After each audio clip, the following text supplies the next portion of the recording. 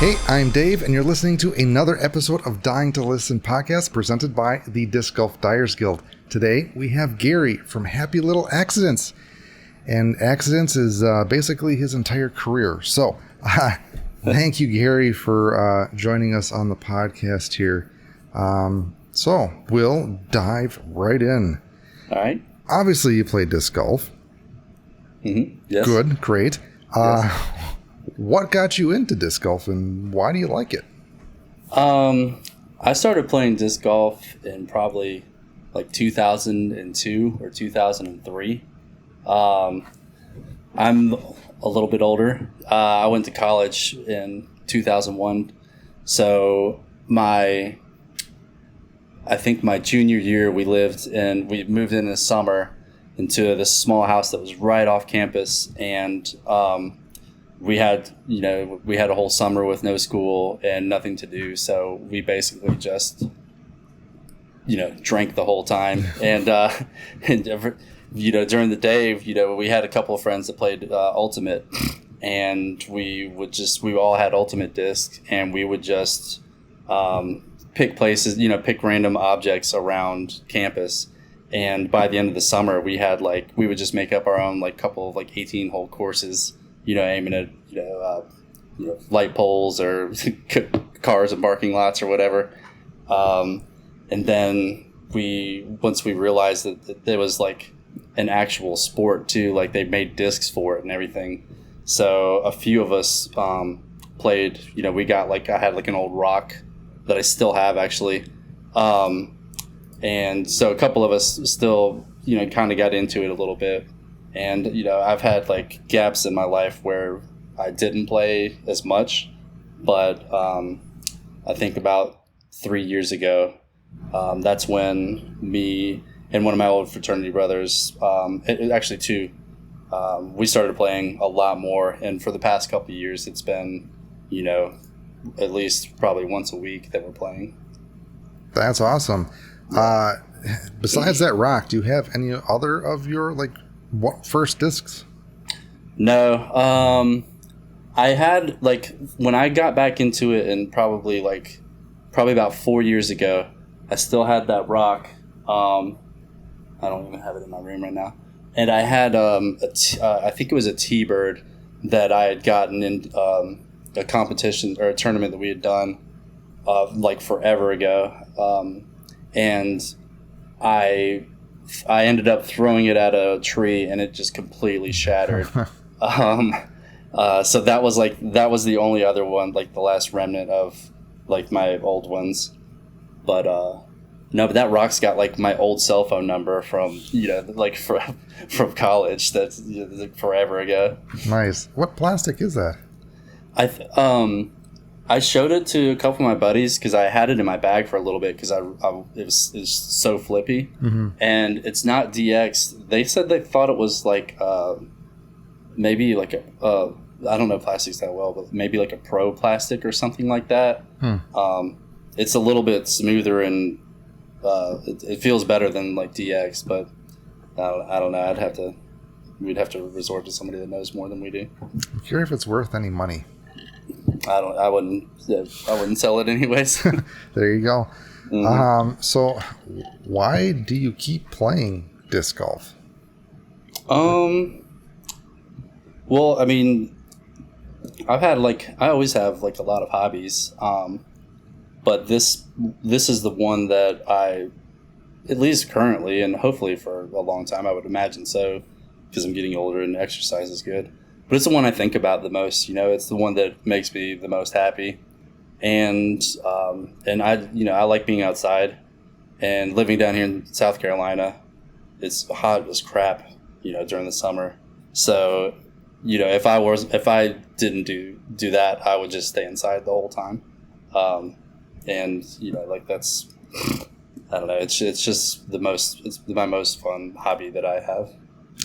Yeah, well, I don't envy the heat that you have down there in the summer. So yeah, it's hot here in Wisconsin. I don't want to even play. I can't imagine down there.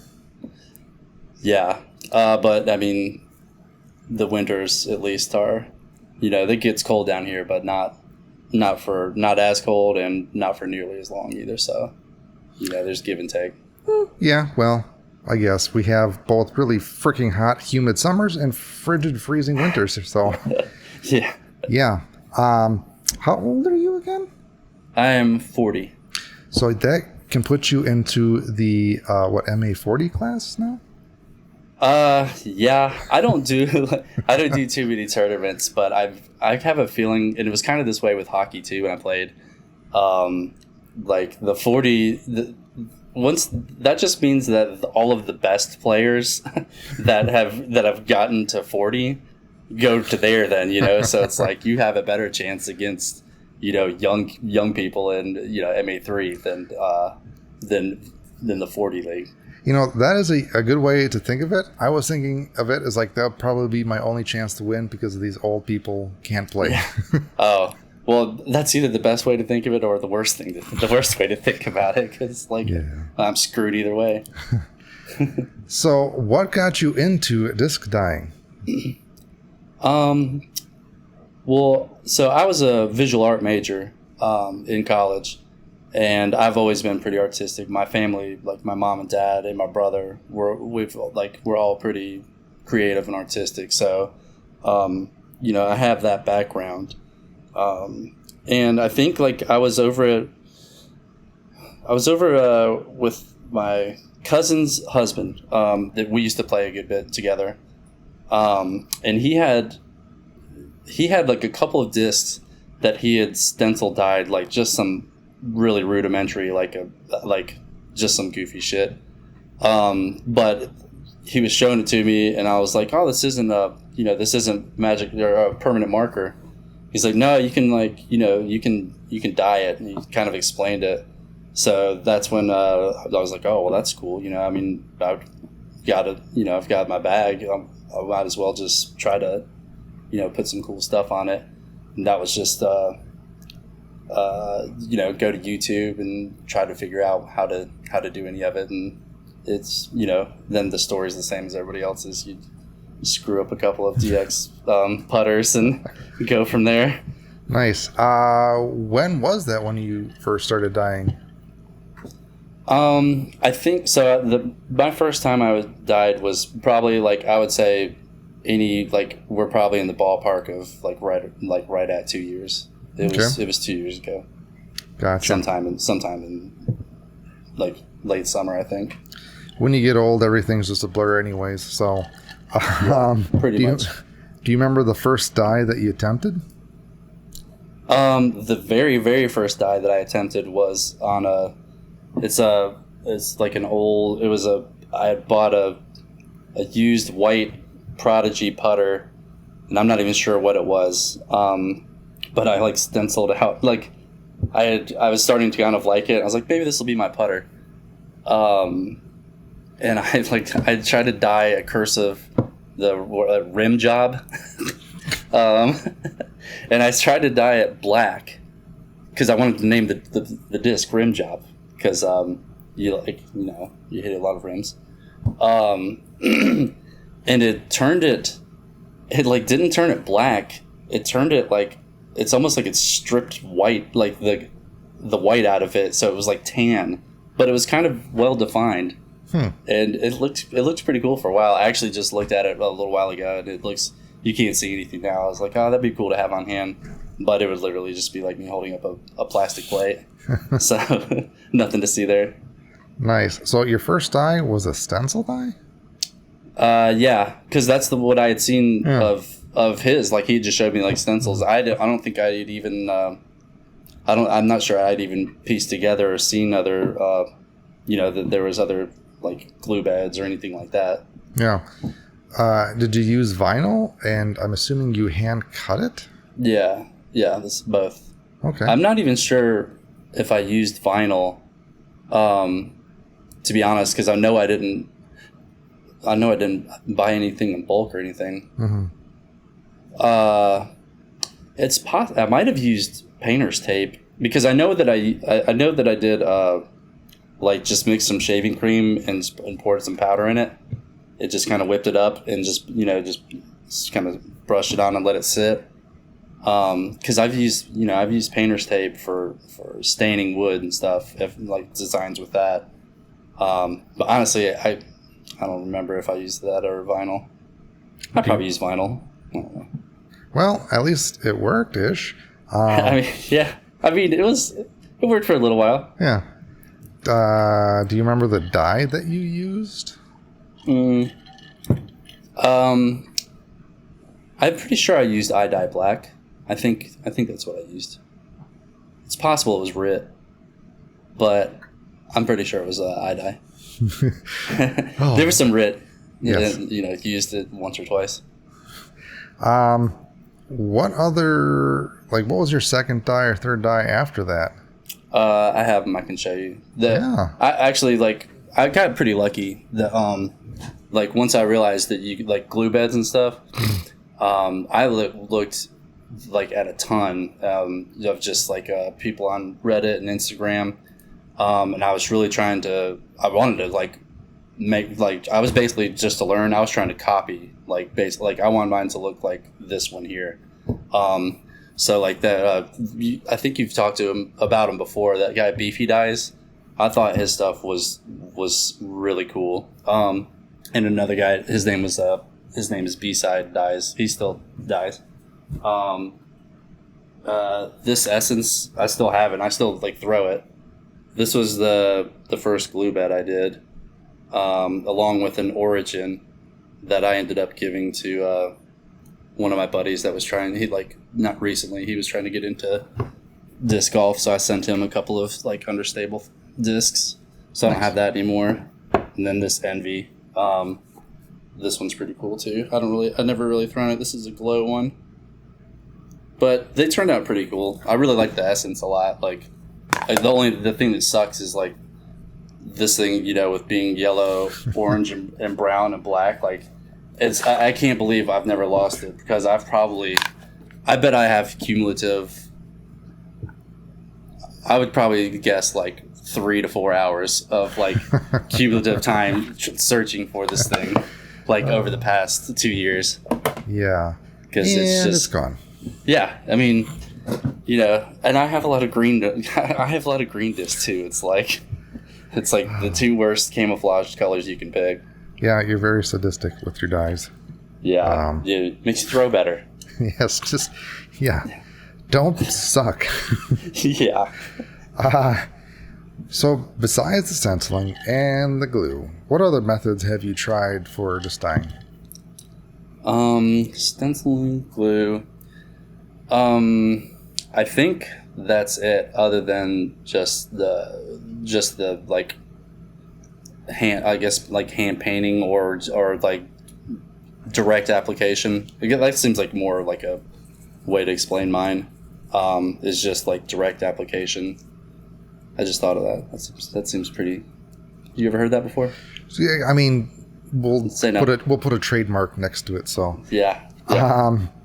So I feel like you have a signature style, but in your own words, can you describe what that is? Well, I mean, kind of. I mean, I have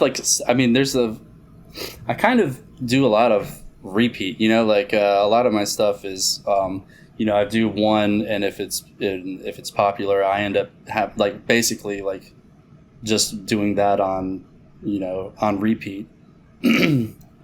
But I guess the signature style is the landscapey kind of watercolory, effect, which is it's basically what I'm doing is watercolor painting, just without just with a different medium. So how did you stumble upon that method? I stumbled upon it because I had for Christmas gotten a gray Berg that had a white stamp on it, and that was not this past Christmas, but the one before that, and I really wanted to make it look cool because I was really excited about this disc, and I had seen a dye that somebody had done that was pretty. It was kind of spacey looking, it got a lot of stars on it. And just black and purple. So I wanted to do that on the Berg, but I had seen so many videos, or maybe not videos, but people like horror stories about a Berg bubble. And up to that point, I'd only done just, like a handful of glue beds, but that's what I planned. That's what I thought I was going to do with it. But I was so scared about that bubble that I was like, well, I'm going to try, because, all that the glue is essentially doing is, I think anyway, is just holding the stuff up, right? Like somewhere to, to place it on. So I was like, well, it's possible that, I'm getting a text over here. It's possible that, you can just cut out the middleman and just plop it on there and see what happens. So that's what I did. I masked out the stars because I knew I wanted to do that. And I just did that by splat. Like, this was like really rudimentary, but like I just took some white paint and put it on the brush and, like splattered it. And once that dried, just took, I tried to make it pink. Pink didn't work on gray at all. But pink, purple kind of stuck, and black stuck, and it looked great. Like when I first did it, it looked really, really good. Now it looks like it was a gray disc that somebody that didn't know what they were doing, had looking cool for, 6 months or so. Yeah, that is awesome. So for your current process, kind of walk us through that and how you create some of your discs that you do now.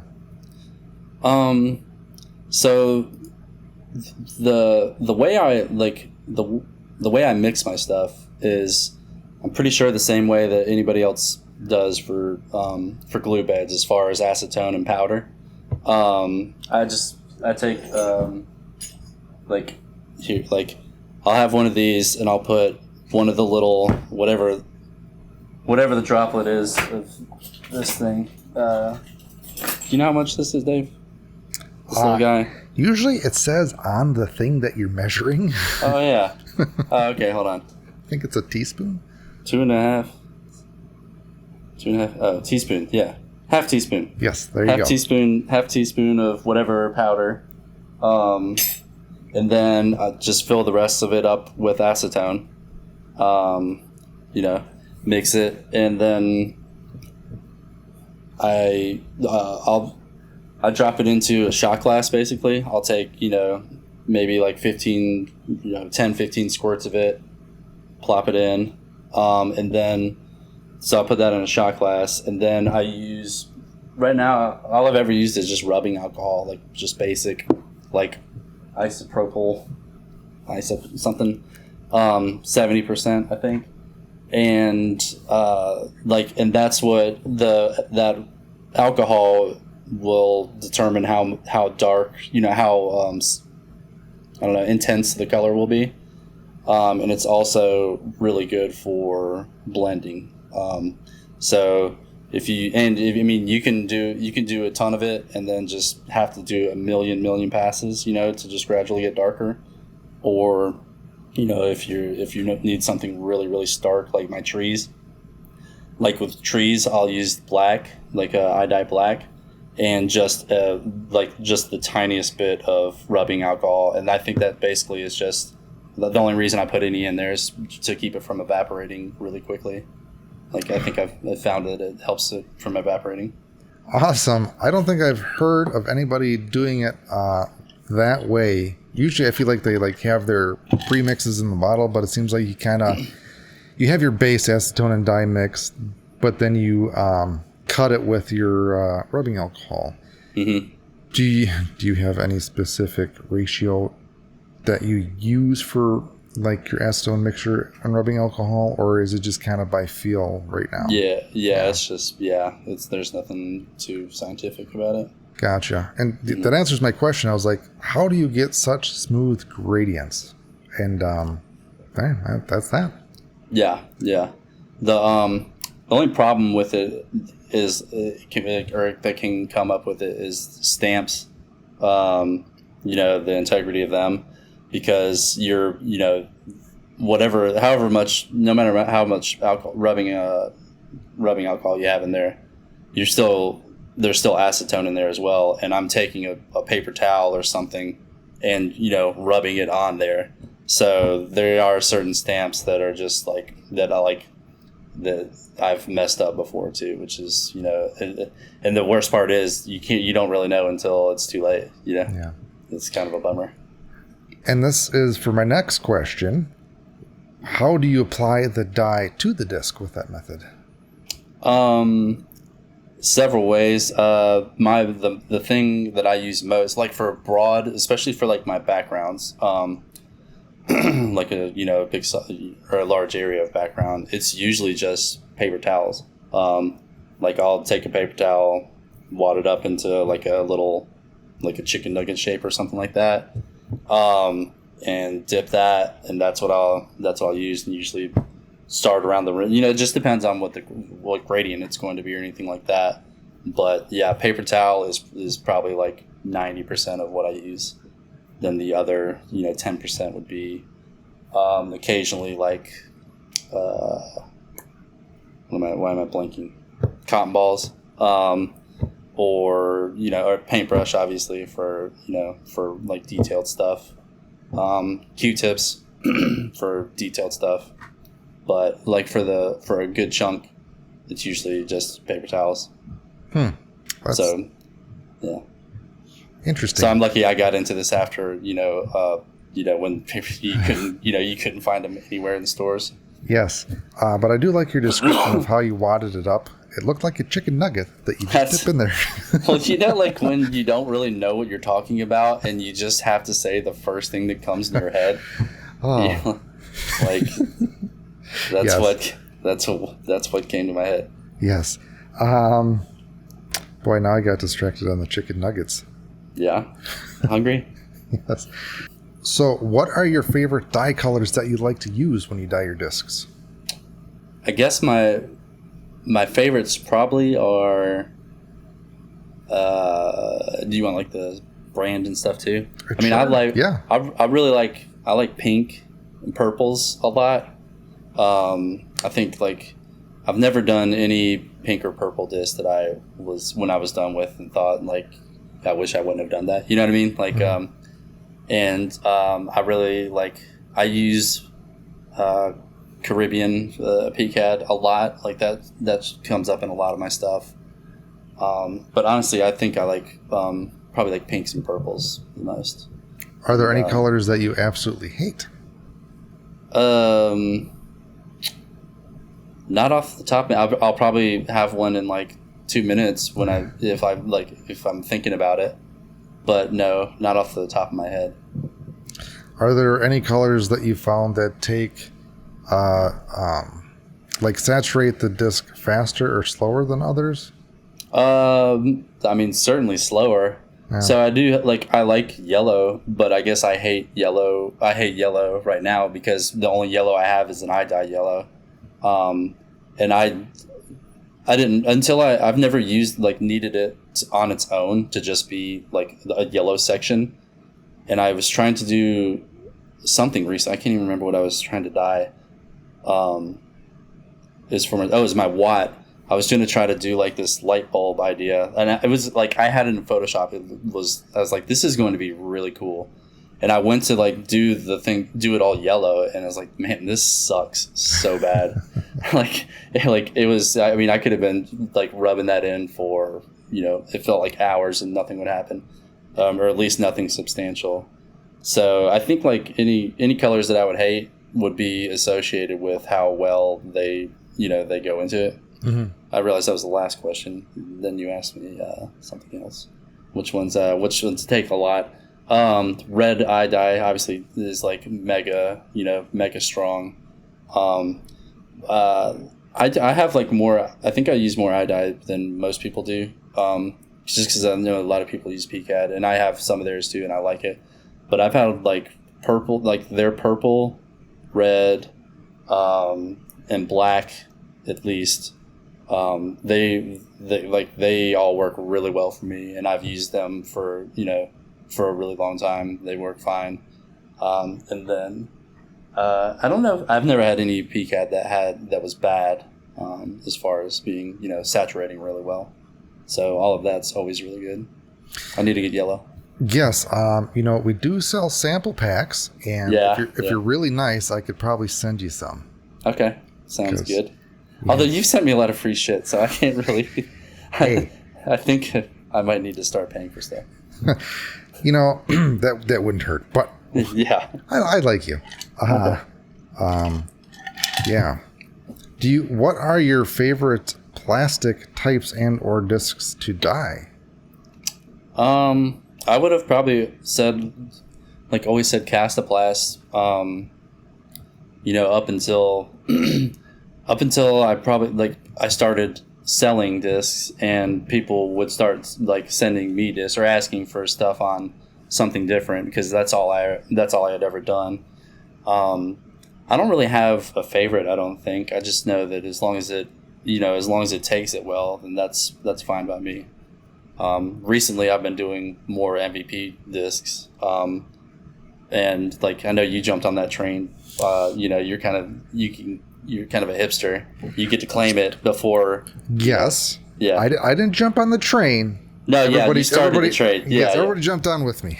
Yes. No.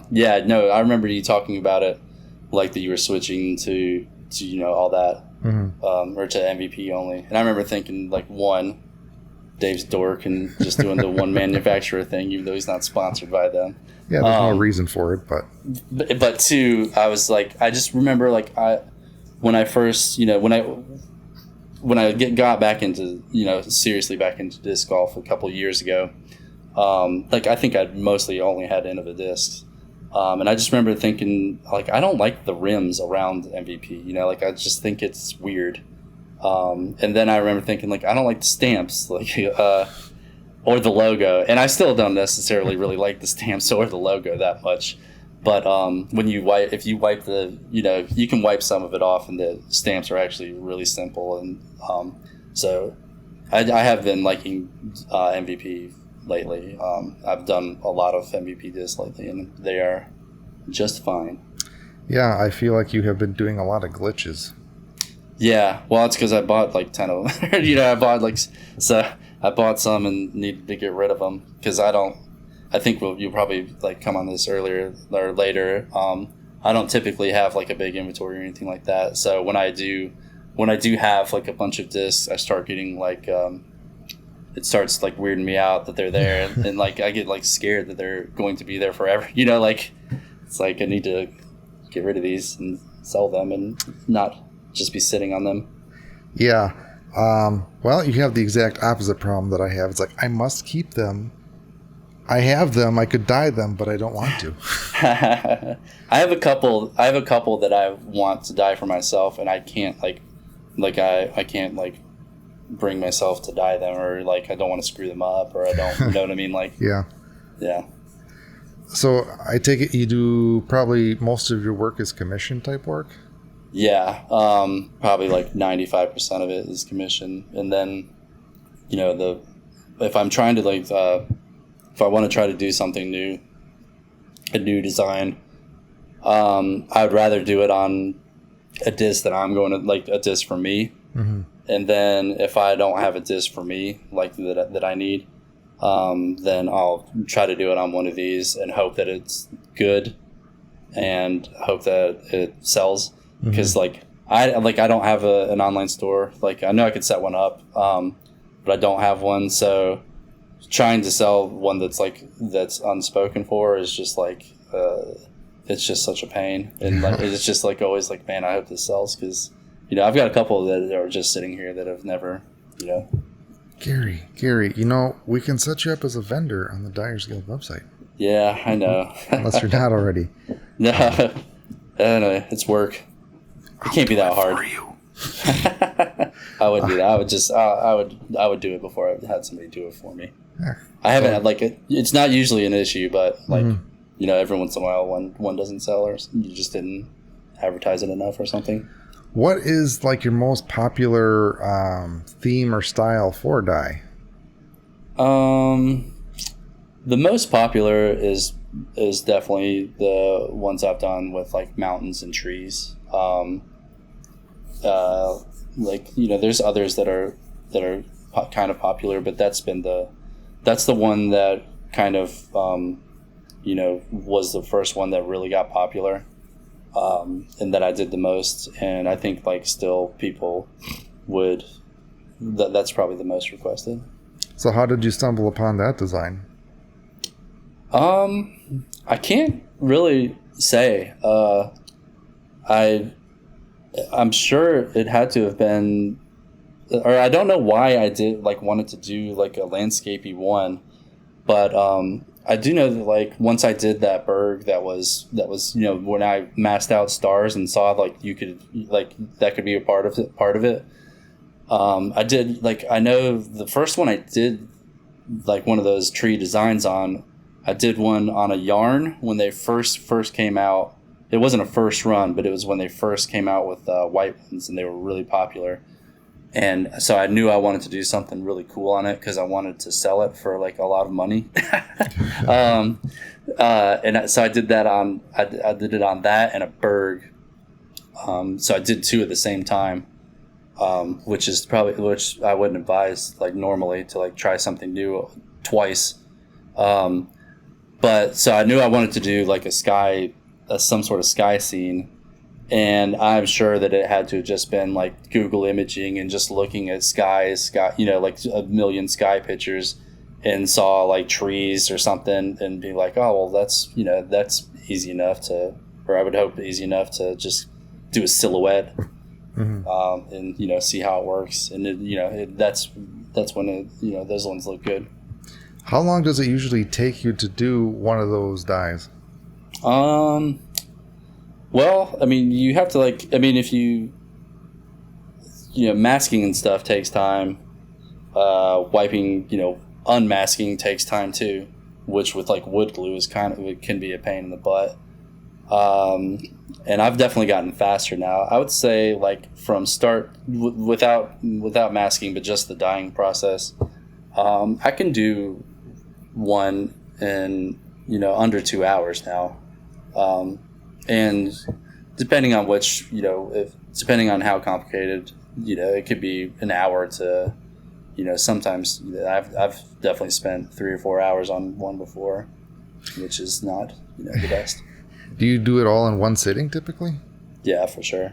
Gotcha. I'll do like, sometimes I'll do like the masking, like if I'm doing like clouds or like the beach ones or anything like that. Like sometimes I'll like, if I'm got nothing to do or something, like then maybe, or I just want a little bit of time to just like prep some stuff, I might like do a couple of masks or something like that and get to them the next day. But for the most part, it's like for sure all in one, because I want to be in and out. So for the masking, you use, I'm assuming, what was it, wood glue? Yeah, use wood glue. And why, well, like, what's the reasoning for the masking? How does that incorporate into your design? You mean like I mean, I can just give you the examples of the designs and where the masking takes place. Yeah. Well, I mean, because anybody listening knows, like, you can't dye white. Mm-hmm. Like, you know, that's the biggest issue for me. It being like how I, you know, if I'm painting discs, which is, you know, essentially what I'm doing, you have to work backwards. So with painting, you know, you can stack things up as much as you want. Like you can cover any mistakes, but with disc dyeing, you know, you have to do like a lot of logistics. Or I mean, at least for mine, like I have to do a lot of logistics beforehand of like what's going to be white and how to work around that. So like the glue masking for, you know, a lot of my stuff is, you know, stars have to be masked to stay white. Beach one, you know, if I do like a beach one, like the foam, you know, in the waters that meets the sand, that all has to be masked off. And you know, clouds are all masking, and that's, you know, just luckily clouds and beach and stars, I mean, like there's no really rhyme or reason to them, so it's not like it has to be perfect or precise or anything like that. Yeah, I was gonna say, like, how do you get the shapes for the clouds? Do you just kind of like Blech. No, Yeah, that looks good. No, I don't remember how I originally started doing them. I think I started doing them the same way I do them now. They just were really like a children's illustration book. Yeah. They were like really bad. Because your clouds look like real clouds. Thank you. Well, they look better now. Like they didn't look that good when I first did them. They looked. I mean, they were bad. Mm-hmm. No, I use like a small, just some sort of weird little, like cups that I have like 100 of that are like, they're small. Mm-hmm. And just squirt a bunch of wood glue in, and then take cotton balls, and I might like kind of like just try to separate it a tiny bit so it's not like a perfectly small piece of like popcorn chicken. You know what I mean? Yes. So it's more like a fluffy one that your cat got a hold of or something. And then just kind of like just splotch it, and you just see what happens. Like it's the same way I do the any kind of like water stuff. You splotch it and see what happens. You just see what happens. And you can kind of you can manipulate it to get thicker here, or make like little fun little side pieces that come off or anything like that. But it's basically just it's strategically placing it where it should be, and then seeing what and then it does what it does. That is awesome, which I never thought about, kind of blotting the glue. Have you had any issues with the glue masking failing when you've been dyeing your discs? Yes. And does it matter with what the mask is for anyways? No, it probably wouldn't matter for like cloud. Like the only time it matters is with stars. Mm-hmm. So I used to use, like I said, with that Berg, I used to just splatter white paint on there, and it was cool because like that was really organic. Like it was just, you don't know what the hell's coming out of there when you do that, but that paint, after you've given it like 20 passes of your the stuff, whatever you're dyeing with, that acetone starts, that paint goes quick. So by the time you're on the 30th pass, the stars have been demasked for 10, and you've got you just got a black sky with there was like, it's like the glue mat, like it's like there was never anything masked off to begin with. So with those stars being so small, there's times for sure, like when by the time I'm done with it, it's like, man, there's like 5 where there were supposed to be like 50. You know what I mean? Mm-hmm. But then again, I mean, a lot of times you look up in the sky and there's only 5 stars anyways, so you just say that's what that's what it was supposed to do anyways. It's a happy little accident. Yep. So why the hell did you use paint at first? Because I had it. Like, I mean, I don't know, like, I don't know why you do. It's why you do anything at first. It's like it's there, like. Yeah. I knew that it would splatter, and like it worked, for a while. So. Was it hard to get the paint off? Well, it's ironically yes. Even though I just like talked about how easy it is for it to come off, but if you want it to come off, it's a pain in the ass. If you don't, it's like all right, see ya. Yeah. No, I spent I've spent a lot of time like with that paint, especially, like sometimes like alcohol would get it off a lot of times, but sometimes it wouldn't, and I would just have to sit there with an X-Acto knife and pick, like, yeah, like there was, I remember like there's one disc in particular, like I had to I was like outside on the patio watching TV for like, I feel like it was 2 or 3 hours just taking, like, just individually picking off these little things. Like, they would not come off. It was pain. So so you use glue now for your masking for your stars. How do you apply your stars then? Usually I'll just, like, I took like a bunch of wood glue and put it in an old, like, Elmer's glue thing. And I had to like snip the tip of it off to make it wider, because wood glue won't come out of that tiny ass hole for normal glue. So it'll come out of that. So a lot of times I'll just kind of just that like take the bottle and just give it like one like really light little boop boop boop. And just try to it works better. The paint was paint looked cooler because it was way more random. Like when I'm trying to get better, like about them not looking like it was just done, by a children's illustrator. But that's kind of when like the less is more kind of works. If you don't try to do 100 stars, they don't look like you just did it in a little checker pattern. Yeah. I'm just trying to think if there's a way to kind of mimic what you're doing with the paint with glue that would work. I don't know. Like, I mean, I had to try, although we both know that if you dipped a paintbrush in wood glue and try to do that, it's not going to do anything. It's just going to get your thumb dirty. But I had to try it, but that didn't work. Yeah, the viscosity of glue is a lot thicker than paint. Yeah, just a bit. Yeah. Yes. Huh. Yeah, I don't know. I mean, I haven't given it. I haven't actually tried like giving it too much thought. But I don't know. Like that stuff. Yeah, I'm just trying to think. I am too. Like, we're both say, like, like if you had a comb with like the big combs on there, and you kind of dip it in, and you kind of, how you clean paintbrushes where you just kind of whack it on something. Yeah. To get more. Yeah. Well, the good thing about the good thing about that is you don't have to mess up a disc to figure it out. Yeah. You just go out on the workbench and throw some shit around and see if any of it makes it splatter good.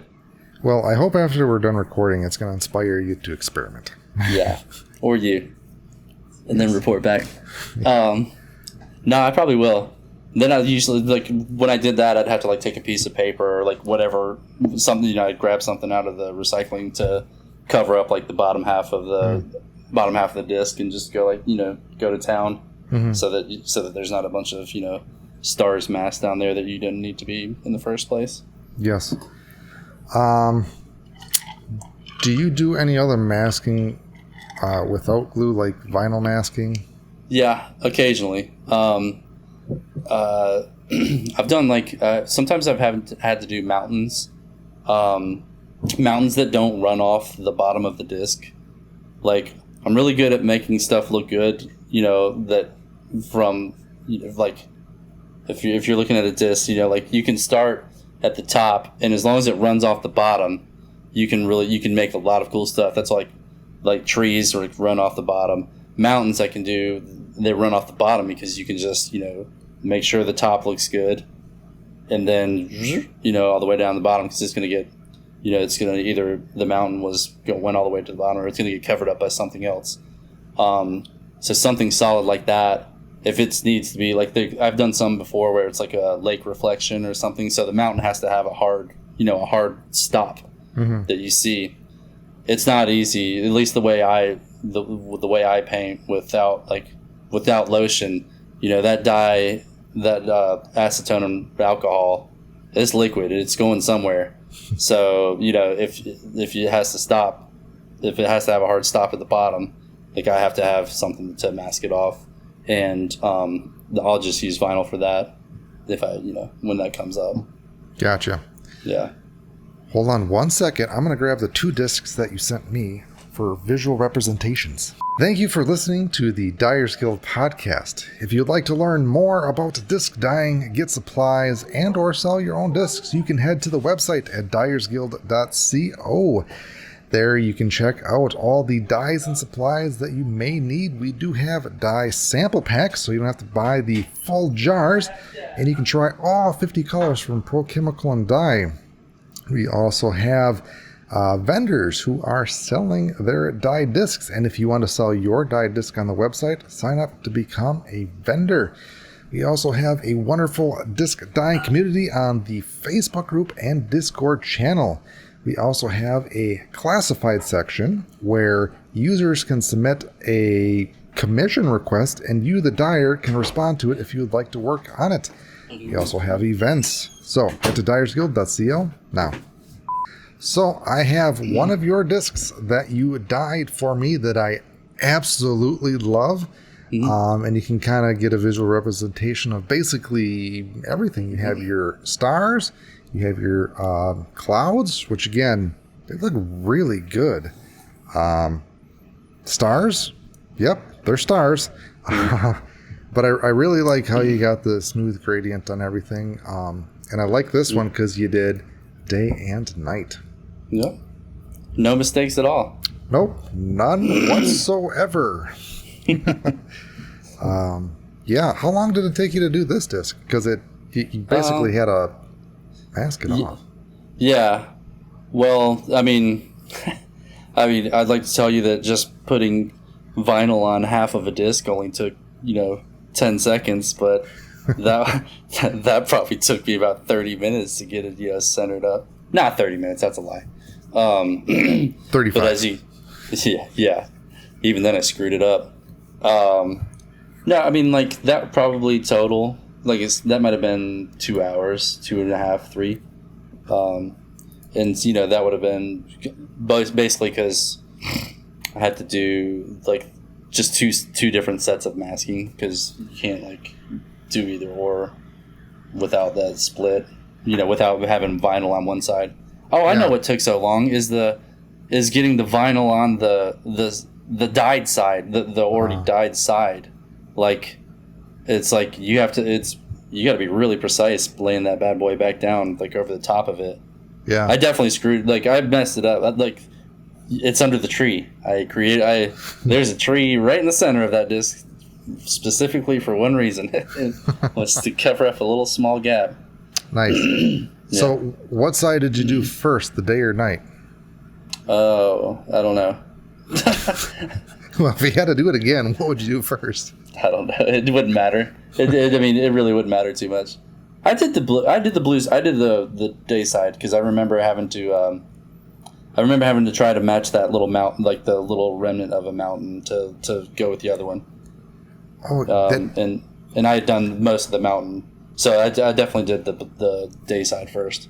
Okay, that brings up a thought because did you mask it off with a vinyl that you couldn't see what the other side was? Yeah, it was just the opaque white. Okay, so I was like, okay, everything lines up pretty nicely, but you really couldn't tell necessarily. I mean, maybe you've made some marks of where stuff was, but you couldn't tell exactly. Yeah, I think I made some mark.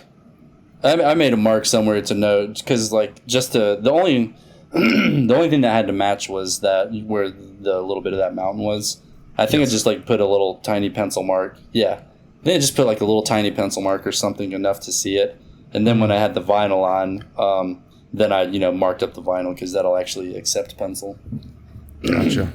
No, again, man, do you do any other texturing or coloring to the clouds after you take the glue off? Because it looks pretty. Yeah. Oh, yeah. If you didn't, like, if I just took the glue off and that was it, it would look like. I mean, it's not a good look.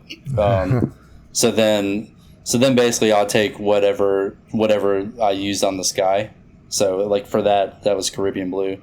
I'll take that, and for clouds I use cotton balls, and then start working in the shading and texturing on the clouds or whatever. And awesome. And the good thing with the clouds, again, like, as long as you don't make it look like too ridiculously dark or give it like any super hard edges, because clouds in real life do have hard, they have hard edges a lot. But when you try to, if you try to do that on art, on at least on the disc, it just looks really cartoony. Like it doesn't do good. So having them soft like that, ends up just looking more realistic. Nice. No, also looks really cool in the air. Yeah. People always say that, but like, I don't really see the top of my discs that often, like, too much, Well, with me, I throw nose up, so I see it all the time. Oh, all right. Well, so I guess I'm just really good. Yes. Right. Yeah. So I've got proof of the contrary. Hard proof. So you also do a beach scene. How did you come up with that? I think I'd seen. I'm pretty sure it was on Reddit. I saw somebody do a dye, and they didn't. I don't think they were like intentionally were trying to make it look like a beach. But when I saw it, I was just like, man, that looks like like an aerial view of a beach. I wondered I might want to give that a try. So I remember doing it on an old I had a Ricoh that I wanted to do something on. So I just tried to emulate it, and I think I might have even asked them, message them and ask them what color they used for the sand, because I didn't know what dye. I didn't have whatever I had at the time. It wouldn't have worked.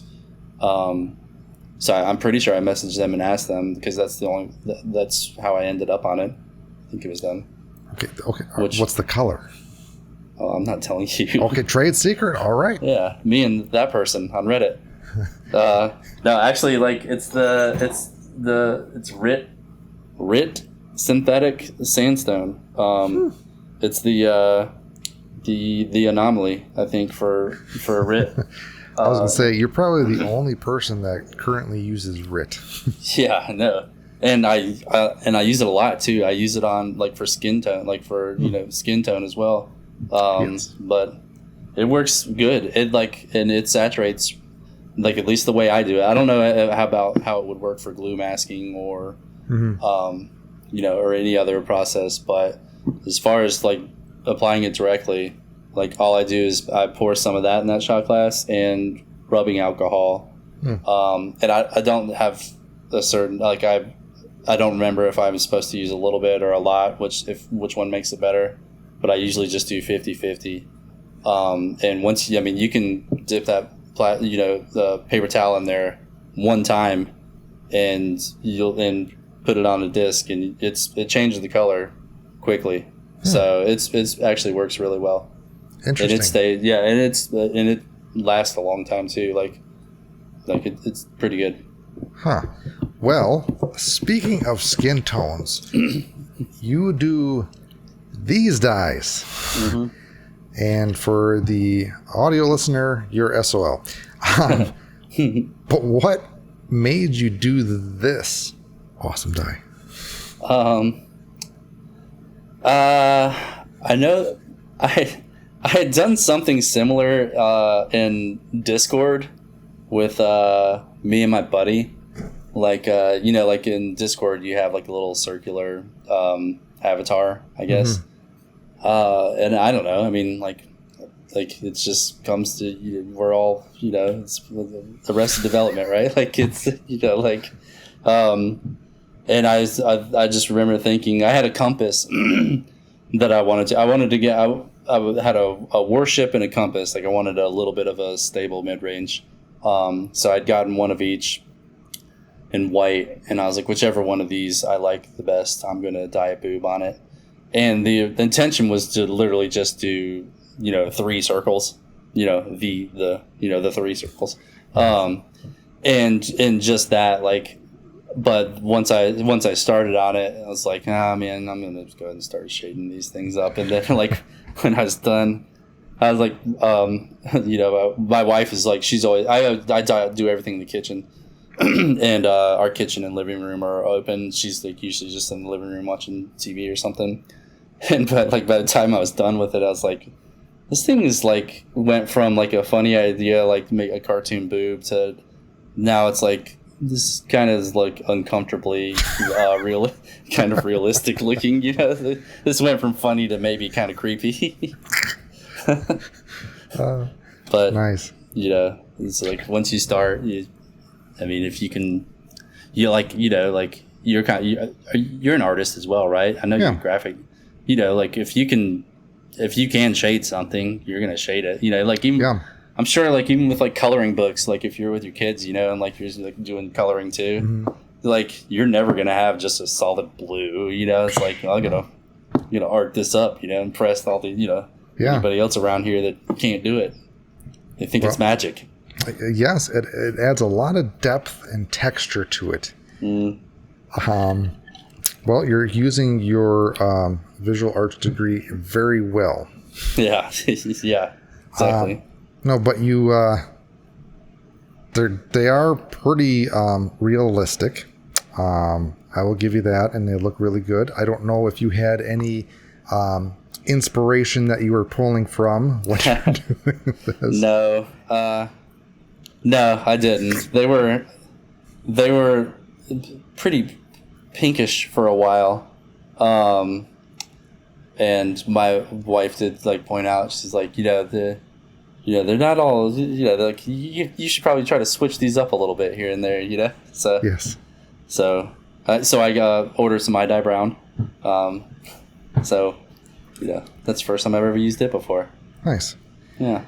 I feel like you need to do a man boob and add some like hair strangles. Somebody just ordered one from me, and he asked me to do like a man one, and so I was like I don't ever like charge people before I dye.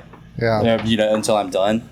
And I was like, dude, I'll do it for you, but I'm a little bit scared of like the repercussions if this goes badly. It's like I feel like I'm gonna be out of a disc here. And I was like, so I'll tell you what, I'll do a normal boob one, and I'll send you a picture of it, and then from there you can decide if you want me to try to do this or not. And luckily, when I sent it to him, he's like, just send it to me like that. Aww. And I was like, all right, cool, because I don't know, like it would have just been.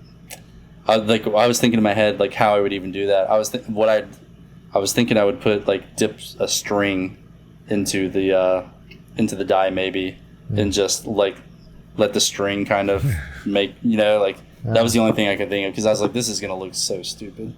Yeah. Huh. Yeah, I guess I never really thought the logistics of creating body hair.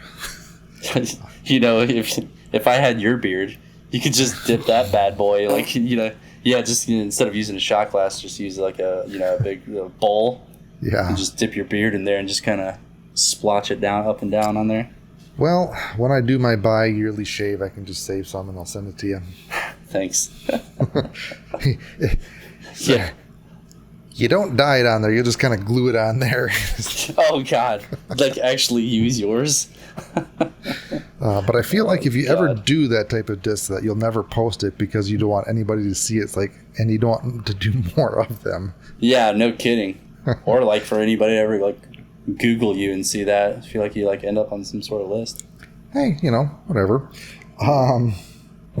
Do you have any fail stories in your disc dyeing adventures? Yes. Like not many, luckily. Like the rim job was the failed rim job, but like for a while it worked out. But that's like just learning that you can't do DX plastic. I've had stencils, not go flush on a stamp or something, and then you get bleeding. There's been a couple of stencil ones that I did like first starting out, but mostly just bleeding. But like I did this K1 soft CAC Z for myself right when I was learning glue beds.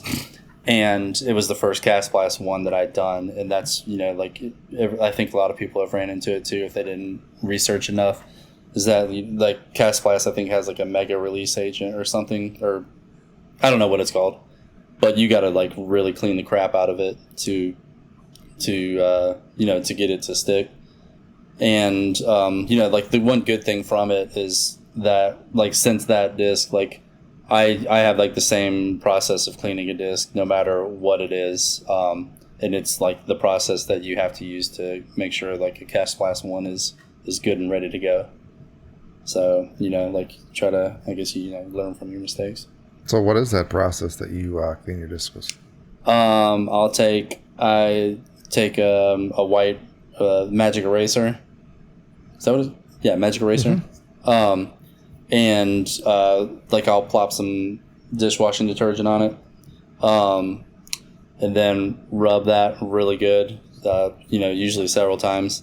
And then when I'm done with that, then I'll go back over it with this rubbing alcohol, like once or twice, and that's that. That is pretty thorough. The only thing that I do is just take the rubbing alcohol and go over it, and so far it's been good, but I haven't dyed a lot of Castoplast. I've felt for a long time it was probably overkill. Yeah. But everything's been good, so I'm like, whatever. It's it is kind of like a pain in the butt. Like that's one of the least favorite things, especially if I'm gonna do if I'm lining up to do 7 or 8, and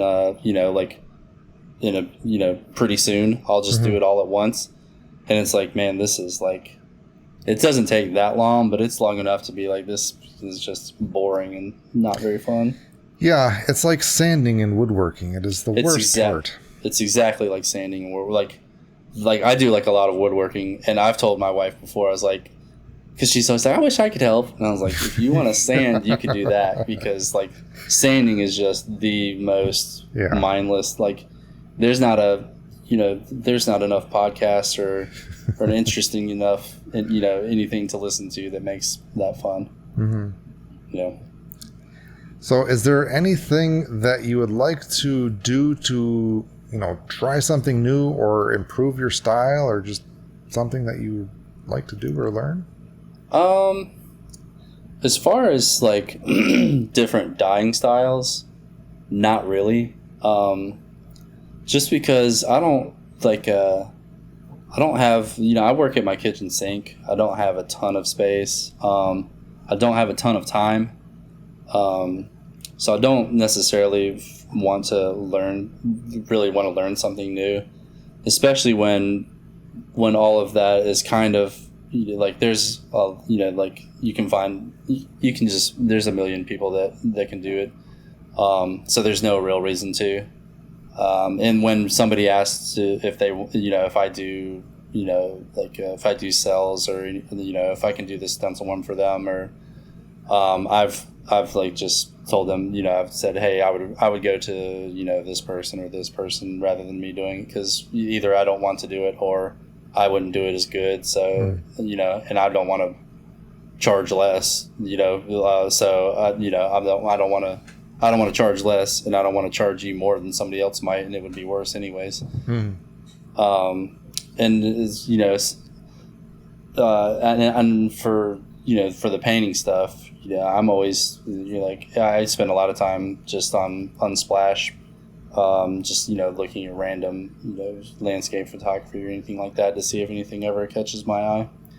So when I do have time to do something new, I will, but for the most part, when you're just doing commissions, it's usually just, hey, well, can you do one that looks like like this other one you did or whatever? So you kind of turn into a little bit of a repeat machine. Assembly line. Yeah. But, at the end of the day, you're happy with it. Yeah. I mean, do you enjoy doing that? Yeah, it's fine by me. At this point, with a kid, I had a son in last November. At this point, money is money. I don't mind one bit. And the good thing is each one I do is better than the last one. Usually. So, and for me, I have plenty of things creative outlets. So this isn't the only thing that I can do to to get that sensation or whatever. So if it's the 50th one for me, it's still that person's first. It's still theirs. That doesn't it's no difference to them. So it's just as special. And for me, it's fine. I like to do them. If there were any that were a pain in the butt to do, I'll tell people I don't want to do that one, or I just won't even post it, Which now I want to see all the ones that you didn't post. Do you have any new scenes that you are going to be doing? No, nothing off the top of my head. I have like a disc template or like an ideas template in Photoshop that I've got probably. I mean, there's probably like 200 layers on it now of like when I just find something, like I'll copy and paste it, and plop it on there behind like a masked out stamp to see how it looks. So there's plenty on there that are pretty cool. I don't have like one in particular that is going like that's going to be the new hot one or whatever. Mm-hmm. But there's certainly a few on there that look like they're going to be like they would be pretty cool. It's just a matter of when I have time to do something different. Do you have a favorite dye that you've ever done? Besides the ones that you did for me. Yeah. I think my uplink, the most recent like batch of beach ones, I always loved the beach ones. I just think they're like super subtle but just really cool looking. And the most recent one, I mean, it's basically similar to this Buzz here. Like I was trying to think, I was like, I'm gonna try to do like, I mean, it's not like subliminal, but like a yin-yang shoreline. So it's not just like blatantly in your face, but it's also not just a straight line shoreline. So that's what that was the idea behind these ones. And I really like it. I think it might be my favorite one I've done. Nice. Mm-hmm. Your dyes are always so happy. Have you tried any dark or evil dyes, like a forest on fire? I did do one. I posted it on Instagram too. It was like I think it might have been like the first reel I ever tried. It was my buddy who inspired the what's the weirdest request you ever had? It was Stranger Things. You know that the spider thing. Mm-hmm. I don't remember what it's called. Neither do I. So you know what I'm talking about, though, right? Yeah. Mm-hmm. It's like he's like sent a picture of it, like just like a Google image or whatever. He's like, "Can you do this?" And it was like it had like a little bit of lightning on it, like a big whatever that spider thing is, and some trees and stuff. But it was like fiery red and dark. But even like I know that you were like kind of joking when you said like, do you ever do anything dark like that? And after that disc was done, I was like, I hate this. I was like, I don't like this one bit. Huh. I don't remember. I'm pretty sure I saw it, but I think it was so like dark that I didn't think that you did it. It's very possible. I mean, it's not my favorite thing I've ever done in my life, but he loved it. It's one of my like pretty good friends now that I play with a decent bit. Nice. I think you hung it up. I've never seen it on the course. Lame. Yeah. If you were to start disc dyeing over again, is there anything that you would do differently knowing what you know now if you had to start over? No, nothing off the top of my head that I can think of. I think the way I do things now are pretty close to how I did, how I started out. Like I'm certain I've gotten faster at everything. But I think, I didn't take too long of amount of time to stumble on what I do now or the way I do it now. So, I think I kind of lucked out with not having too many growing problems or anything like that. So nothing too much. Well, must be nice to be perfect. Mm-hmm. It is. So I know that you just had a child and your time is limited, but have you ever vended at events or currently vend at events or want to? No, at all. No, I've given a couple discs to local, like I've kind of befriended the local guy who runs like I think he runs like 90% of the tournaments around here. I've given him a couple discs that were like ones that didn't sell, that were still like, I wouldn't give him like a crappy one. Like they were like pretty good discs. To just like, hey, if you want this, if you want to put it in, like, do with this what you will, basically. So I've done that before, but I've never have like enough. Like it would take way too long to have enough discs to go take and sell anywhere. You know, I think I don't know a lot about vending, but I imagine that if you have enough discs to take and vend, that you know they probably were able to get done pretty quickly. You know, like you know, to make it worth your while. And I can't imagine it ever being a thing for me. Righto. Yeah. Do you have any tips or tricks that you would like to share with either beginner disc dyers out there or seasoned veterans at all? I don't think anything that I haven't already talked about, but like one with, and I've never used denatured alcohol before. I don't know if you have, but I dabbled with it a little bit. Mm-hmm. Is it just that it's stronger than rubbing alcohol? Like, what's the difference? I would say yeah. So if you're just using dye with like rubbing alcohol, denatured, and acetone, that's kind of the level of acceptance speed, I guess you would call it. So say you have like the 70% isopropyl alcohol would be the lowest, which would be super, take forever. Then you have the 91% isopropyl alcohol. That's a mouthful. That's what I use. I don't really use it to dye with, but I use it to like clean my discs. Then you have the denatured, or depending on where you're from, it's like camping fuel, stove fuel. And then you have the acetone, which is like the harshest of the harsh. But yeah, from my understanding, denatured is in between isopropyl alcohol and acetone. Isopropyl alcohol. So like one good tip is with that rubbing alcohol is you can kind of clean up mistakes if you're fast enough with that rubbing alcohol, especially with gradients. When I do gradients, it's a lot of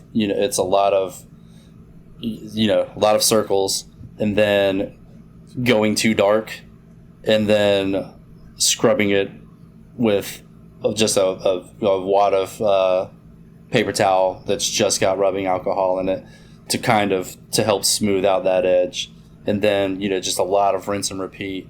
But rubbing alcohol, like, is if you're working quick enough, or like if you react quick enough, you can kind of, like, you're never gonna like erase anything if like forever, but you can definitely take something from 100% to to like 20% if you're really quick and are on it. So that is like, as far as with painting, or like painting discs. That's one good thing to know, is that you can kind of have that as a little bit of a backup, oh shit plan. And a lot of times I'll take one shot glass, and I call it like the oh shit glass, like, and it's just full of rubbing alcohol and waiting and tempting me, like, I'm here, buddy, I got you. It's gonna be okay. Your safety blanket. Yeah, don't panic.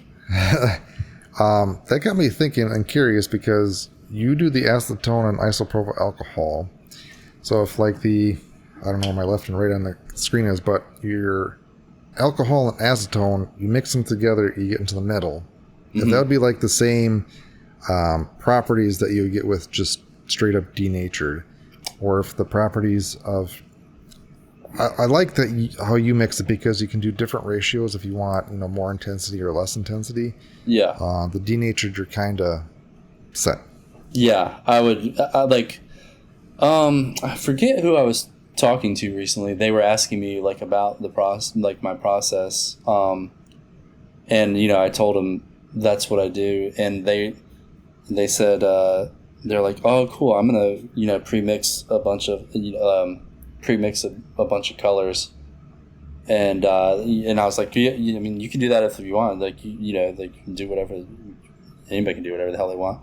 I was like, I don't do that, because I want to like do all the mixing right there on the spot, because like you said, like you can change the intensity of it, on the fly. You're not always going to need, just one, it's the opposite of what you need, is one solid color. Yeah. So like, pre-mixing it is basically just kind of, if you did that, you'd have to find a way to dump more powder into it or something if you wanted it to go darker, I guess. Powder or something, acetone. I don't know. Yeah. Do you start with like one ratio, then as you use that color, change it up at all? Yeah. Usually, well, I guess I go either way. Say you start in the middle. If you needed to go lighter, like I guess it depends on what I do, what I'm working on, and how it's going. And adding more alcohol to that will make it less intense. And then if I needed to go darker, then I'll just take more of the droplets from those bottles. That's just the acetone and the powder, and work on that. And then if it needs like some black or the other good thing about it is you can mix, you can mix any color you want with. Like I've only had probably like 8 or 9 colors for the entire time that I've been doing this. And like I've had like basically the same packs of it too. The one really good thing about this is you don't go through material nearly like when I watch some of the videos of people doing like the squirting out the stuff like those wave ones that Red does or Austin. It's like holy shit! Like I think he just used more. I have to imagine he just used more dye like in that 1 30-second clip than I've used, in 2 months. Yeah. That is the nice thing about that type of mixture because that stuff will last forever. How do you test the color, before you put it on the disc, or do you just know? Hope and pray. Yeah, I was going to say, okay, there you go. Yeah. That answers my question. Yeah. Send it and find out. Yeah. Hope it's not too dark or too what you weren't going for. When I was first starting and just doing my discs, I would just flip them over and I would just go on the back of them and I wish I don't have it on me. That Berg, if you looked at the back of it, it looks like, it looks like Bob Ross's, whatever the hell that thing's called. I was not good painter in art school. Not an easel. It's just it's just splats of color all over the place.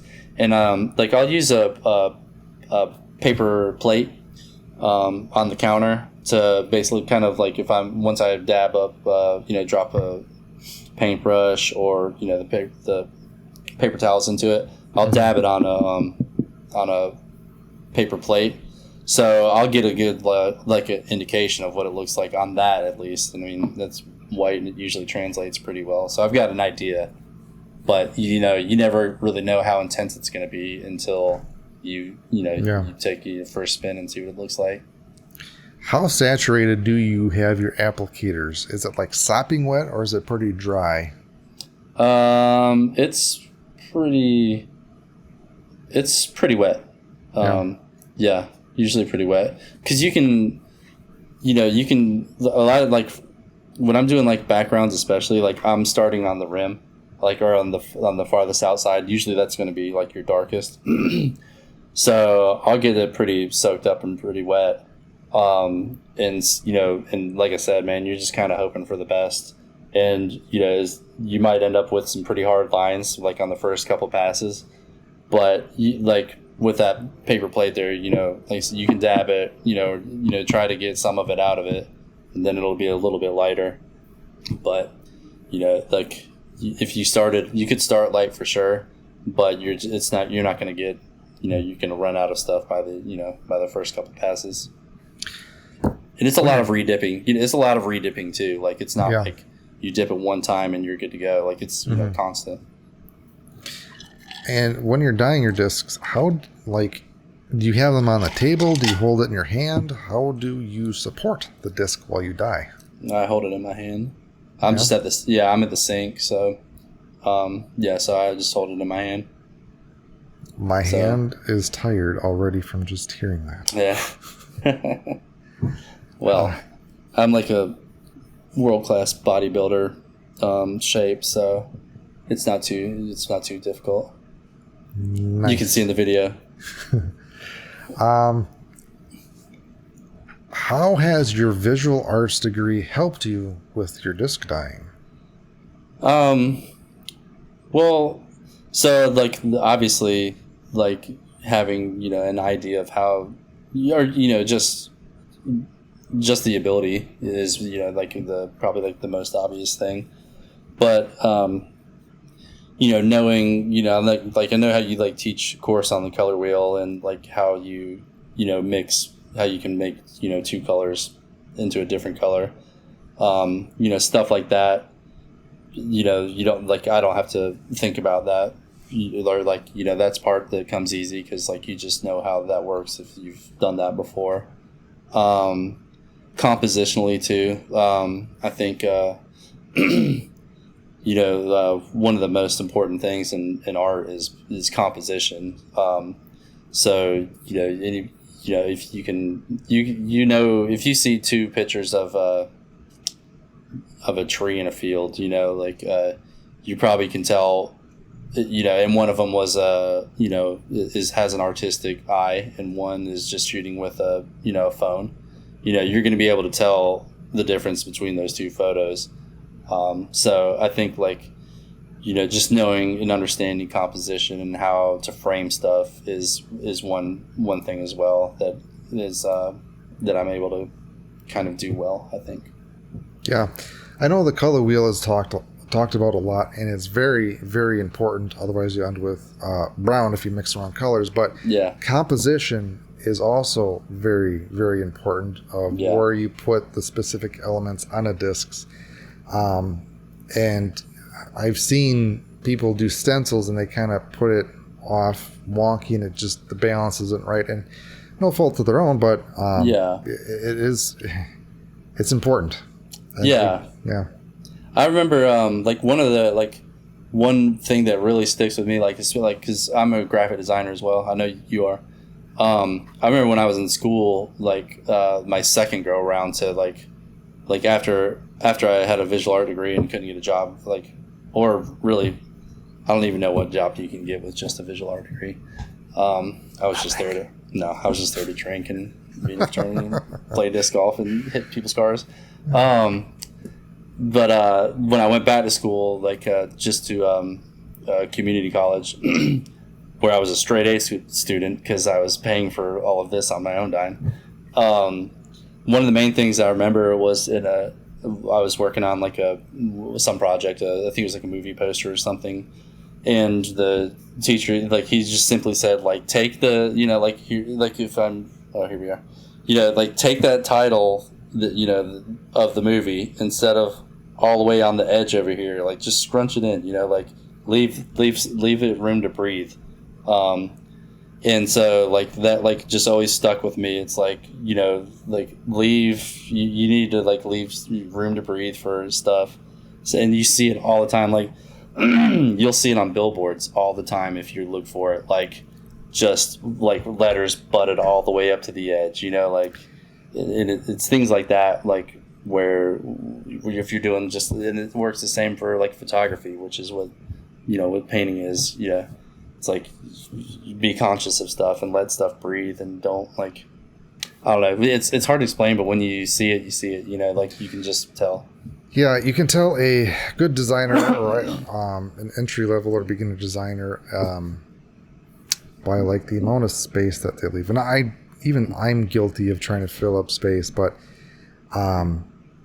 non-designers that tell you to make the logo bigger just grind my gears. Yeah. Just make the logo bigger and make it pop. Well, it's the negative space that makes you feel less claustrophobic and more relaxed. Yeah. And I mean, that's one of those ones, if it's your corporate job and you're getting paid anyway, you just say, oh, whatever the fuck, man. Whatever you guys want, I don't care.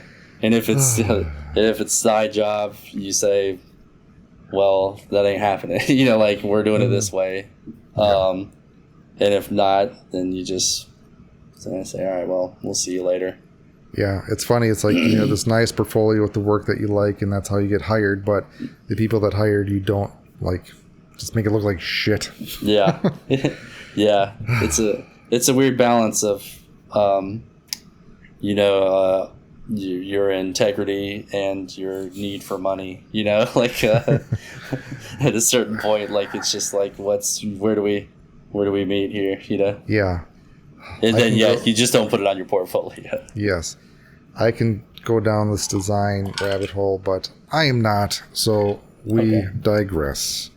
I learned a lot about your disc dyeing and your process, and it made me think about some potential things that I would like to try as well. But moving on to the next section, that we're going to get to know Gary a little bit better. So, right. First thing that I have is your favorite faves. Mm-hmm. What is your favorite food? Favorite food is definitely chicken wings. Like, good answer. Yeah, that's not even a question. Buffalo wings. Yeah. Do you have a specific spot that you like to get them? Sauce? No, not spot. Sauce for sure. Just like hot sauce, like Frank's. Like a traditional buffalo sauce. But as far as like places to go, no. I mean, there's certainly bad ones. Like, it's kind of like my barometer for any restaurant. Like, if I go to anywhere new, and they have wings, like that's what I get to see. Like, so I know everywhere in town that has good wings, and I know everywhere in town that has bad wings. But we cook mostly at our house, and like my wife is like a really, really good cook, and she's really good on the grill too, which is like not emasculating, because I think it's pretty awesome. Yeah. Like, I'm good at it too, but she's better than I am. That's awesome. But yeah, she does really great grilled wings. I'll do smoked wings. Like, just love them. It's my favorite. Be careful about talking about wings, because anytime that anybody talks about wings, I have to go get some. Yeah, yeah, I know. It's 9:38 and I've already eaten, but now I'm like, come to thinking about it, I haven't talked about chicken a lot tonight. I was gonna say, you talked about chicken nuggets, popcorn chicken. Yeah, I see a theme here. Yeah, I like chicken. Okay, $1 million question. Mm-hmm. What sauce do you like to dip the wings in? Oh, I mean, I'm sure like some people want to hear blue cheese, or some want to hear ranch, but like usually if I'm at a restaurant, I'll ask for one of each. And if we're here, it's whichever one is like the first one I grab. I ranch and blue cheese are equally, they're A-okay in my book. Yeah, I concur. It's both white creamy sauce. One just may have a little bit of chunks in it. Yeah. Are you like anti chunks, or are you cool with it? I'm fine with anything. Yeah. All right. The sauce is a nice complementary to the hotness of the wing sauce. Yep. All right. What is your favorite beverage? Alcoholic. Probably vodka. That's what I'm sipping on as we speak. And non-alcoholic, probably water, and a lot of times I'll mix it with like Gatorade Zero, just to give it some flavor. That's probably my favorite. So you watered down Gatorade? Yeah, I watered down Gatorade, because I think that's what a Gatorade already is. You don't like Gatorade?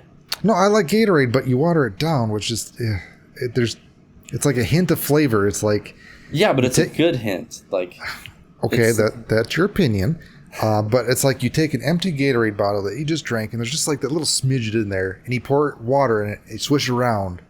That's like that's the flavor that would remind me of what you do. Oh no, well, you got your ratios wrong, man. It's like half and half. Like, it's not like just a tiny bit. Like, just yeah. I don't know. This is like way longer than I thought we'd talk about Gatorade and water. But basically just like it was more or less. It was just like a cheap ass way of making Gatorades last longer. Was just pour half of one into a cup and then put the other half with water, and it didn't taste awful. And I was like, oh well, I can get like two glasses of Gatorade out of this instead of one. It's a life hack. There you go. Have you ever used those powder packets? Mm-hmm. Yeah, they suck. Like, I don't like those very much. Interesting. All right. Yeah, it's too much work too. I mean, granted, it probably is cheaper, but like you pick your poison. You pick your battles. I'll spend a little bit more on a bottle than I will on the. I find it fascinating that you say that it's more work for the little powder packets. You fill container up, tear packet, pour in, ta-da.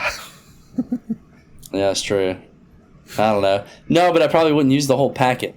So like, then splitting it, then you gotta like find a little clothespin to like to keep it closed or whatever. Okay. Twist. Yeah, we have spent way too much time talking about this. Yeah, can you imagine that? Next question: what is or who is your favorite band and or song? My favorite band of all time is definitely the Beatles. I like most genres. Well, actually, that's not even true. I like some genres of music. Classic rock being one of them, of course. But I like a lot of like older hip hop, and not even like old, but just not like new stuff that's not really hip hop. It's probably what I listen to the most, honestly. But the Beatles are like just kind of the foundation for a lot of music. Yeah, and they're my favorite. Fantastic. Yes. Yep. Whole lot of love. I don't know, but I don't really have a favorite song. I don't think it'd be hard to say. I feel like you have a lot of positivity and love. Yeah. But that's a great thing. Oh, okay. I didn't know if you're being sarcastic or not. No, it's just seriously, because happy little accidents, all your nice stuff, and everybody loves boobs too. So we all knew it was coming back to that. Yes. So besides disc dyeing, playing disc golf, what other hobbies do you have? Well, I've played guitar since like 7th grade. So I've played guitar for a really long time.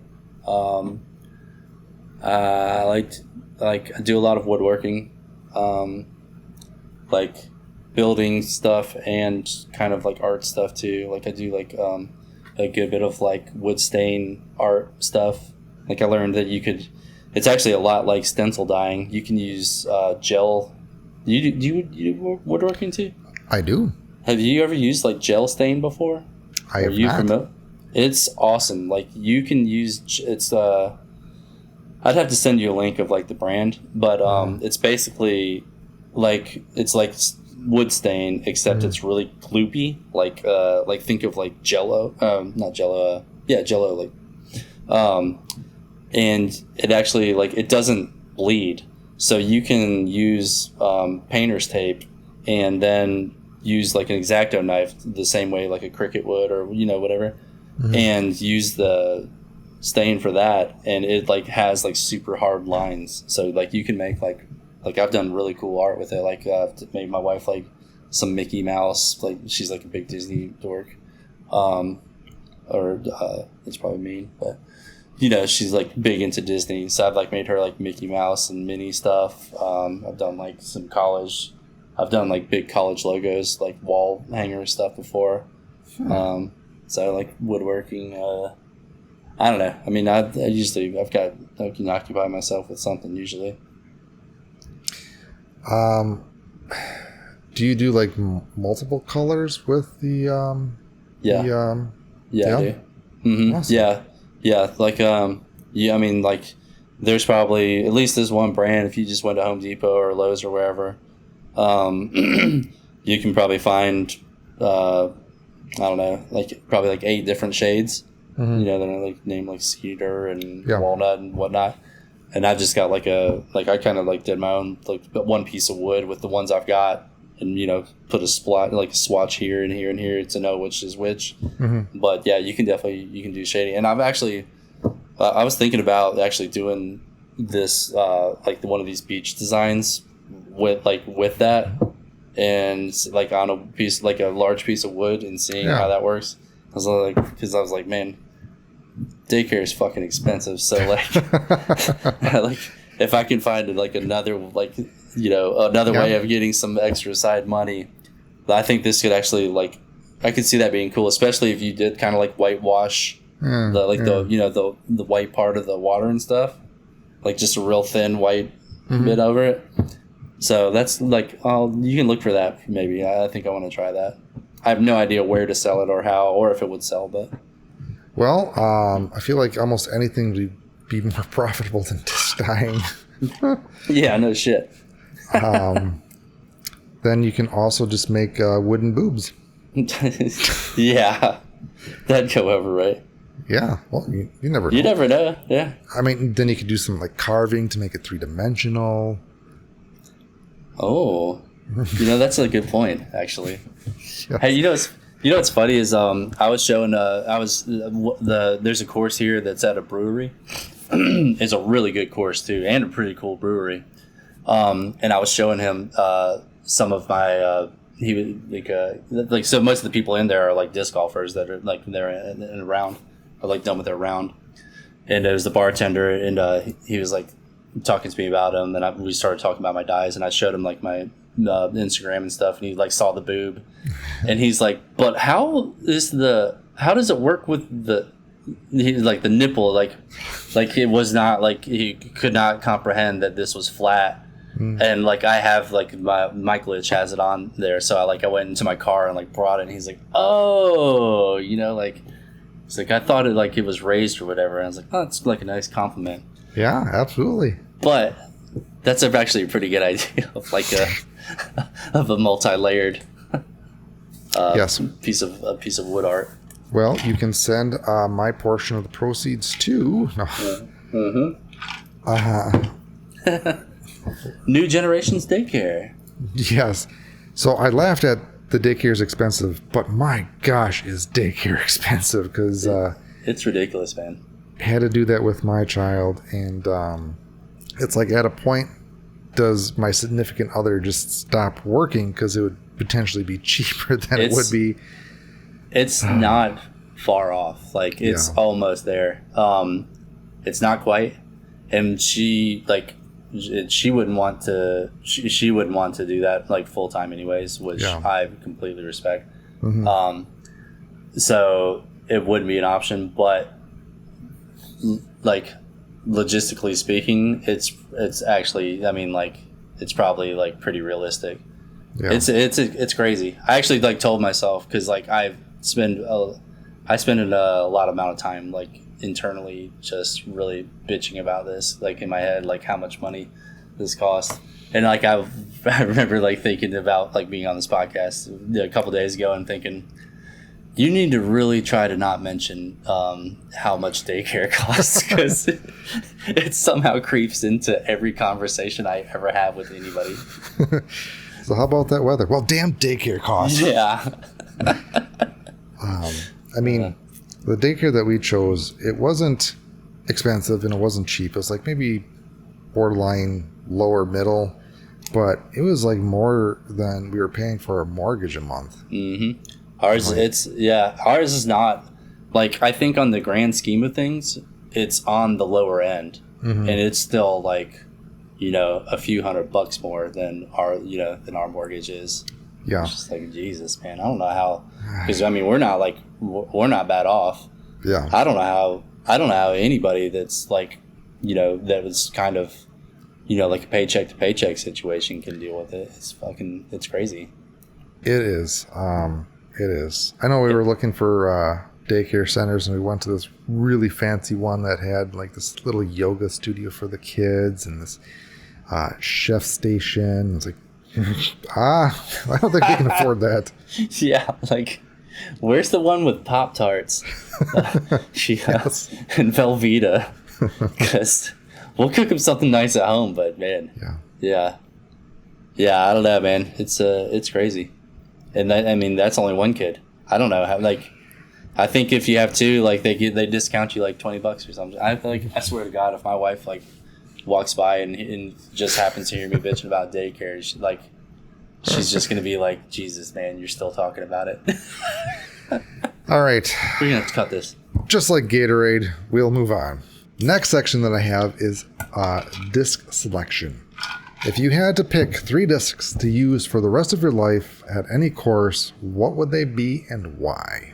I'd probably I might be just going off of recency bias, but I think I would probably use this uplink. Nah, that's too understable.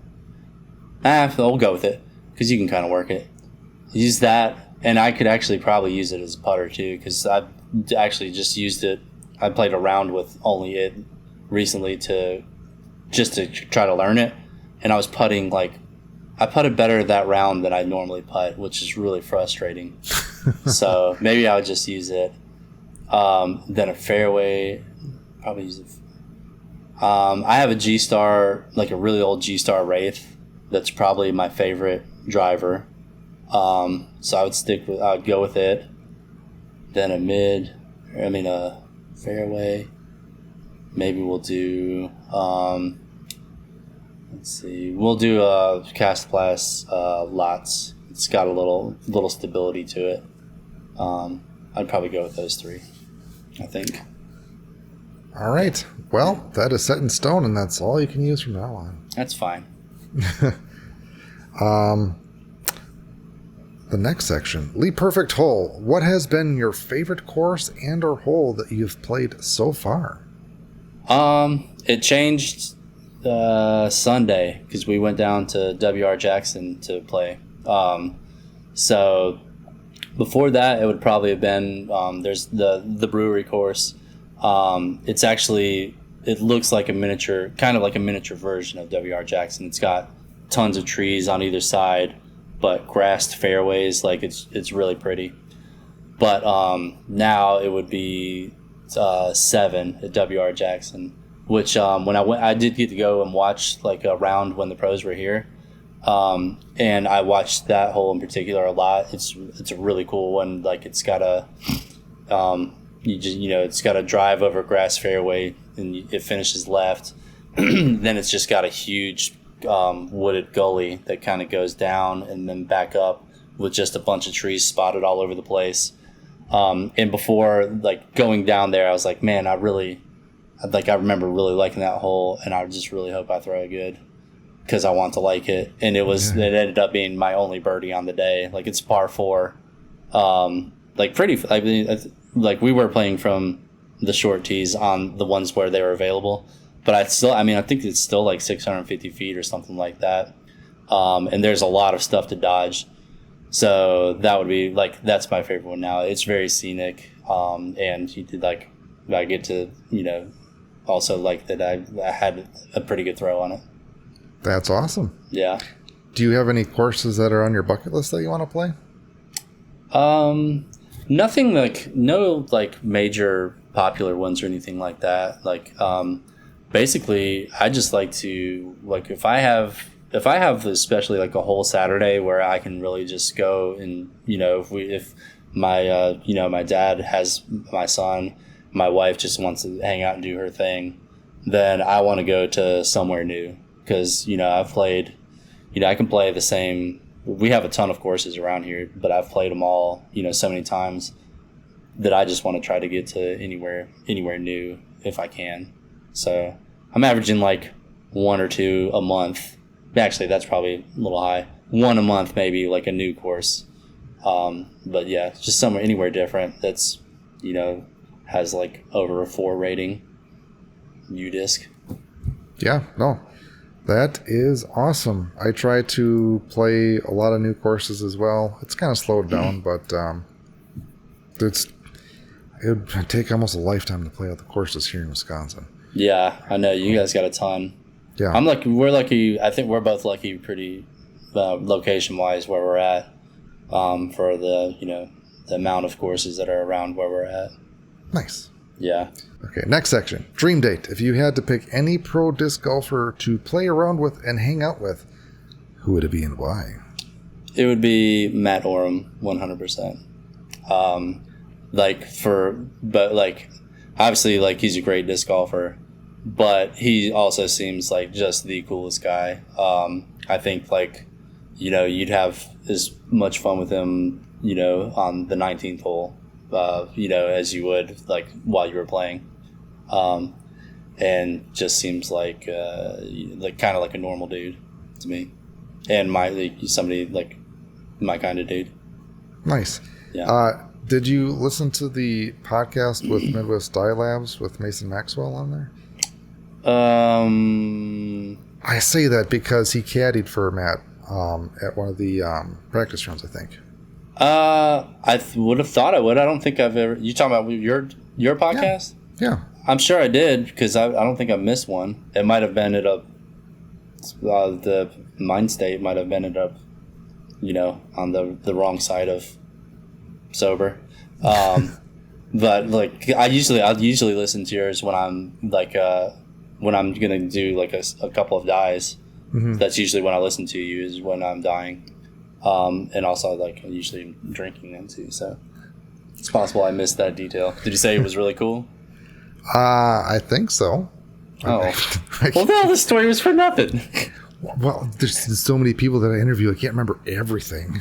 I thought you were gonna give me like some cool insight on like what he had to say about him. No, not really. That he was just a really cool person. Okay. Oh, well, yeah. And he seems cool. Yeah, it's like the second degree of separation there for me. I was like, oh, that's cool. Nice. Yeah. Now I like him. Yeah. Mm-hmm. Awesome. Well, now I know you listen to my stuff while you're drunk. Fantastic. Yeah, no problem. I made that disc while you're... Nah, never mind. All right, Gary. I have learned a lot about you, your dyeing, and a little bit more just your personal life, which I don't know if I wanted to know, but now I do know. Gatorade and daycare. But you will be raffling off a disc. Do you want to explain a little bit more about this disc? Sure. I'm gonna do this ESP Buzzz here. For anybody watching can see, it's the bottom stamped one. It is 175, 176, and it's got this pretty cool beach yin-yang design on it, aerial beach. So we'll do that. Awesome. I believe. Yeah. So if you would like to get a chance to win that awesome disc, you can head to the Dyers Guild website at dyersguild.co/raffled to get entered today. And 100% of the proceeds will be going to Gary. So you know how much daycare costs. And if you want to help support him with that, and just help him continue and support his amazing hobby and all the amazing stuff that he is doing, please get a chance to do that. It's only as little as $1 or as much as you would like to give. So thanks for that awesome disc, and excited for that. Where can people find your work at? On Instagram at HLA_discdyes. About said.com. That I had to like shorten it to HLA because like I couldn't write happy little accidents disc dyes and like fit it on the back of my stickers like without a hard break. Yeah, I was gonna say I noticed that you did shorten your names. Like, I wonder why I did that. It was like pie, I had to like shorten it down because I wanted to like start putting them on the back of stickers, like just for something. And I was like, man, this is not gonna work, and I hope I'm gonna deal with the repercussions of changing your URL. But that's it. I don't have a shop, online shop anywhere. But I take messages. I get messages a lot on Instagram. So I'm always on the lookout for those. So, for anybody that ever wants to message me, I'll get them and I respond, immediately. Like I see them whenever they show up. So always willing to talk to anybody for sure. Awesome. Yeah. Mm-hmm. If you would like to get some commissioned work, you can have a beautiful landscape, beautiful beach scene, or boobs. Yes. The other question that I forgot to ask that we're kind of on the topic is, how did you come up with your name? I mean, it's like basically when I posted the first time I did the trees, any of the trees ones, people started like always like on Facebook, they would always like, have memes of Bob Ross, like just, and after a while it was like, well, this is kind of heading in one direction only. So I was going to do happy little trees.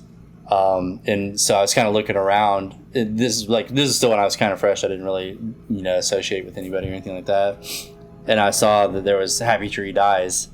So I was like, oh, that's a little close. And I even like messaged her too. I was like, hey, I know you've seen my stuff before, and like I think we're like friends. And I was thinking about naming this. What do you think? And she was kind of like very polite, like, what else are you thinking? Like, and I totally respected that too. So that's why I went with Happy Little Accidents, which is one of Bob Ross's famous sayings. And also like the bonus is that like if you have the word accidents in your name, it's already like kind of inherently like you've got like a little bailout of like it's not called Perfect Dyes for you only. Yes. Awesome. Mm-hmm. Well, Gary, I greatly appreciate taking your time out of your busy day to be on this little podcast. So until next time, guys, we will talk to you later. Bye. See ya.